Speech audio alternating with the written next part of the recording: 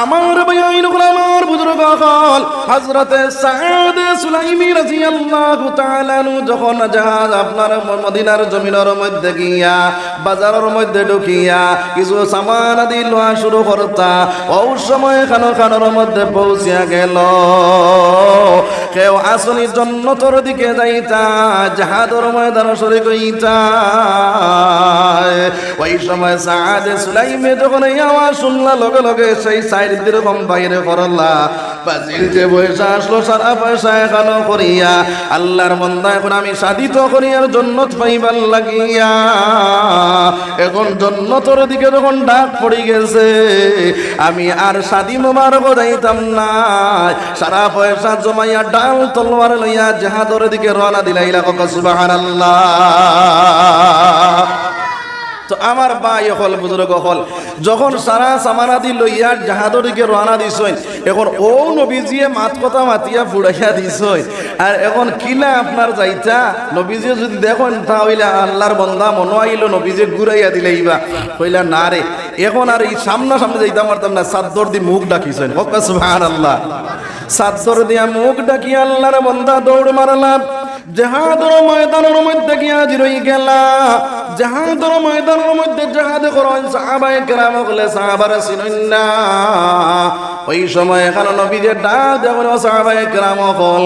ওই যে চাদরওয়ালা একজন মানুষ দেখা যায় ওই মানুষটাকে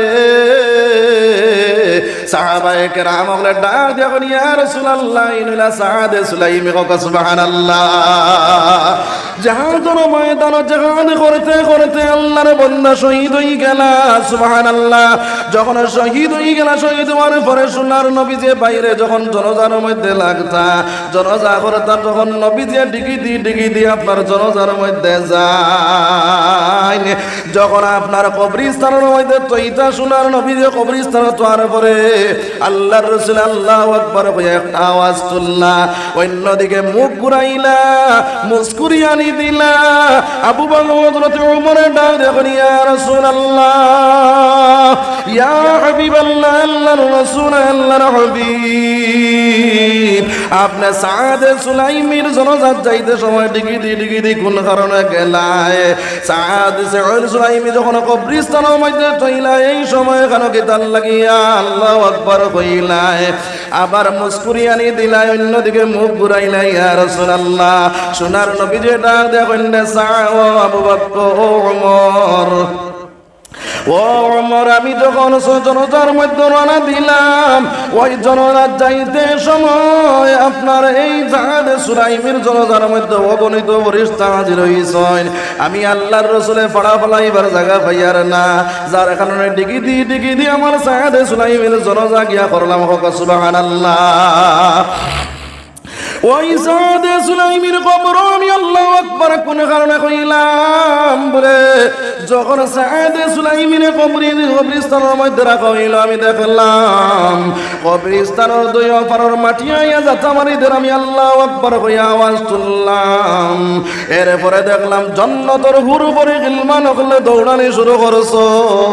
ওই সময় এখানে তারা কাপড়গুলা আঁটুর উপরে উঠি যার আমি আল্লাহর রাসূলের মুস্কুরিয়ানি দিলাম অন্যদিকে মুখ ঘুরাইলাম সুবহানাল্লাহ।